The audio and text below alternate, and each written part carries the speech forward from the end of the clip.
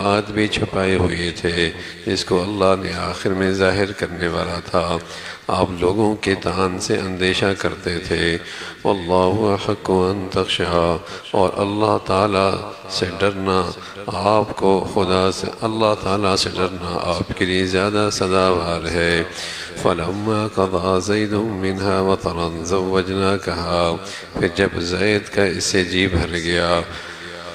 ہم نے آپ سے اس کا نکاح کر دیا۔ لِكَيْ لَا يَكُونَ عَلَى الْمُؤْمِنِينَ حَرَجٌ فِي أَزْوَاجِ أَدْعِيَائِهِمْ إِذَا قَضَوْا مِنْهُنَّ وَطَرًا، تاکہ مسلمانوں پر اپنے منہ بولے بیٹوں کی بیویوں کے نکاح کے بارے میں کچھ تنگی نہ رہے جب وہ منہ بولے بیٹے اس سے اپنا جی بھر چکے۔ وَكَانَ أَمْرُ اللَّهِ مَفْعُولًا، خدا کا یہ حکم تو ہونے والا ہی تھا۔ مَا كَانَ عَلَى النَّبِيِّ مِنْ حَرَجٍ فِيمَا فَرَضَ اللَّهُ لَهُ، سُنَّةَ اللَّهِ فِي الَّذِينَ خَلَوْا مِنْ قَبْلُ وَكَانَ أَمْرُ اللَّهِ قَدَرًا مَقْدُورًا۔ ان پیغمبر کے لیے جو بات ان پیغمبر کی لیے جو بات تشریعاً بتائی گئی، خدا تعالیٰ نے مقرر کر دی تھی، اس میں ان پر کوئی الزام نہیں۔ اللہ تعالیٰ ان پیغمبروں کے حق میں بھی یہی معمول کر رکھا ہے جو پہلے گزرے ہیں، اور اللہ کا حکم تجویز کیا ہوا پہلے سے ہوتا ہے۔ حضرت زینب بنت جاش رضی اللہ تعالیٰ عنہ، حضرت زید رضی اللہ تعالیٰ عنہ سے نکاح ہو گیا، اور اللہ کی شان، اللہ کی حکمت، اللہ کا فیصلہ کہ بات بنی نہیں اور گھر چلا نہیں اور آپس کی مناسبت نہیں ہوئی اور تعلق آگے بنتا نظر نہ آیا، تو پیارے رسول صلی اللہ علیہ وسلم کی چاہت تھی کہ یہ گھر بنا رہے۔ امسک علیک زوجک واتق اللہ، آپ حضرت زید سے جن پر فرمایا آپ نے بھی بڑا انعام فرمایا، منہ بولا بیٹا، اتنا پیار دیا، اور دوسری طرف اللہ کا بہت بڑا احسان ہے اس پر، زید پر، تو آپ انہیں تلقین دے رہے، بھائی صبر کر لو، رکھے رکھو، کوئی بات نہیں۔ آپ اس انداز سے انہیں ترغیب دیتے رہے، لیکن اللہ کی حکمت، اللہ کا فیصلہ، اللہ کی منشا اور اللہ کی طرف سے یہ نظام ہے کہ گھر بن نہیں رہا اور بات آگے چل نہیں رہی، مناسبت بالکل نہیں ہو رہی، تو حضور علیہ السلام کے دل میں یہ بھی آئے بات کہ بڑی مشکل سے نکاح ہوا، اور ظاہر ہے حضرت زینب اور ان کے بھائی اس سلسلے میں عذر بھی کر رہے تھے۔ اب یہ اسے طلاق ہو جائے گی تو اس سے حضرت زینب کا دل بہت دکھی ہوگا اور بہت تکلیف ہوگی، اور اس گھرانے پر بہت جسے کہیں کہ غم کا ماحول اور غم کا اثر ہوگا، تکلیف ہوگی۔ تو آپ نے یہ سوچا کہ اس سے نکاح کا پیغام اسے دیا جائے حضرت زینب کو، اور تاکہ اس کی دلجوئی بھی ہوگی، اور جسے کہیں کہ ان کے گھر والوں کو جو تکلیف ہے وہ تکلیف بھی نہیں رہے گی۔ لیکن ایک اندیشہ یہ تھا کہ لوگ کہیں گے کہ اس نے تو اپنے منہ بولے بیٹے سے کی بیوی سے شادی کر لی، جسے اس کے منہ بولے بیٹے نے طلاق دی تھی اس سے اس نے شادی کر لی۔ عربوں کے ہاں زمانہ جاہلیت میں یہ بہت بڑا عیب سمجھا جاتا تھا اور بہت بڑی برائی سمجھی جاتی تھی، تو اللہ رب العزت نے فرمانے لگے ہم آپ کے واسطے سے اس بری رسم کو ختم کرنا چاہتے ہیں، اور یہ آپ کے ذریعے یہ حکم زندہ کرنا چاہتے ہیں کہ منہ بولے بیٹے اگر وہ اپنی بیوی کو طلاق دے دے تو اس کے منہ بولے باپ کے لیے اس سے نکاح کرنے میں کوئی حرج نہیں۔ یہی تنگی اور یہی رسم بد، اس کا ہم خاتمہ اس کے ذریعے کرنا چاہتے ہیں۔ آپ اس کا اندیشہ نہ رکھیں، لوگ کیا کہیں گے۔ بس آپ تو اللہ کا ڈر رکھیں اور اللہ کا خیال رکھیں، لوگوں کے اندیشی کی فکر نہ رکھیں۔ ہم آپ کے ذریعے یہ تنگی مسلمانوں کے لیے ہمیشہ کے لیے ختم کرنا چاہتے ہیں کہ منہ بولا بیٹا اگر طلاق دے دے اور اس کے لیے منہ بولے باپ کے لیے اس سے نکاح کرنے میں کوئی حرج نہیں۔ حقیقی بیٹے کی طرح تو ہے نہیں، حقیقی جسے کہیں کہ سسر کی طرح تو ہے نہیں، تو اس میں کوئی حرج نہیں ہے۔ اور یہ اللہ کی طرف سے حکم ہونے ہی تھا، یہ اللہ کی طرف سے طے ہی تھا،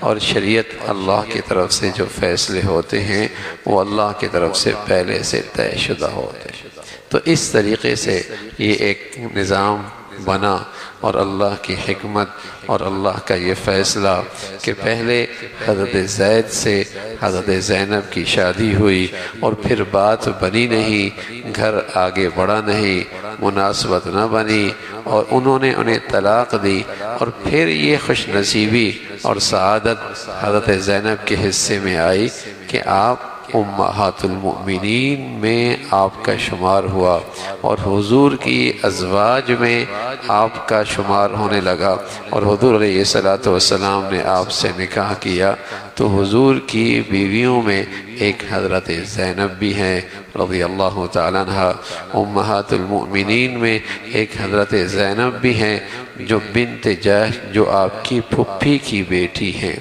تو اس طریقے سے، اور اس میں وہ جو عام طور پہ آج کل کے ڈاکٹر کہہ دیتے ہیں نا میاں کہ قریب میں رشتے نہ کیا کرو، اس سے صحت پہ بڑا منفی اثر پڑتا ہے۔ قریب کے رشتوں میں صحت پہ بڑا اثر پڑتا ہے۔ صحت پہ اثر تو تب پڑتا ہے جب مرد میں دینداری نہ ہو، جب عورت میں دینداری نہ ہو۔ شریعت نے تو اس بات کو اہمیت دی ہے، باقی اگر قریب والوں میں دینداری ہے تو صحت میں اثر نہیں پڑتا، ایمان میں بھی اضافہ ہوتا ہے، صحت بھی اچھی ہوا کرتی ہے۔ جو چیز منفی ہے اور جو چیز دیکھنے کی ہے ازواجی زندگی میں، وہ قریب اور بعید نہیں، وہ دیکھنے کی ہے ایمان، وہ دیکھنے کی ہے دین، وہ دیکھنے کی ہے دینداری۔ رسول کریم صلی اللہ علیہ وسلم نے اس چیز کو پوائنٹ آؤٹ کیا ہے اور اس چیز کی اہمیت بتائی ہے۔ فرمایا کچھ لوگ حسن کو دیکھتے ہیں، دینداری نہیں دیکھتے، یہ عیسائیوں کا انداز ہے۔ کچھ لوگ دولت کو دیکھتے ہیں، دینداری کو نہیں دیکھتے، یہ یہودیوں کا مزاج ہے۔ اور مسلمانوں کے لیے تعلیم دی، ترغیب دی، فرمایا مسلمان دینداری کو دیکھتا ہے، مسلمان دینداری کو دیکھتا ہے۔ خود آپ نے اپنی بیٹی اپنے قریب ترین رشتہ دار کو دی، حضرت علی رضی اللہ عنہ، اور خود رسول کریم صلی اللہ علیہ وسلم نے یوں قریب ہی رشتہ داروں میں آپ کی شادیاں ہوئیں، اور خود آپ کی بیٹیاں قریب ترین رشتہ داروں میں ہوئیں۔ ایسی کوئی بات نہیں ہے، اصل بات دینداری کی ہے، دینداری دیکھنی چاہیے۔ اور رسول کریم صلی اللہ علیہ وسلم نے جس چیز کی طرف توجہ دلائی ہے وہ دین ہے، اور جس چیز کی طرف توجہ دلائی ہے وہ بے دینی ہے کہ بے دینی سے دور رہو، بے دینی سے دور رہو۔ بلکہ یوں فرمایا کہ اگر ایک غلام ہے وہ دیندار ہے، یہ اس سے بہت بہتر ہے جو آزاد ہے اور ایمان سے محروم ہے، اور ایمان سے محروم ہے۔ ایمان اصل ہے،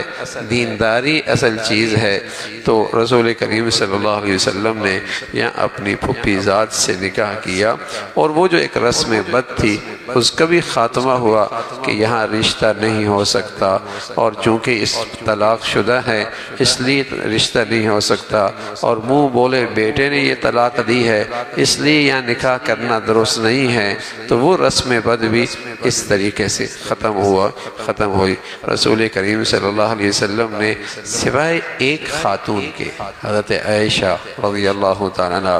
باقی جتنے نکاح کیے یا بیوہ سے کیے یا مطلقہ سے کیے،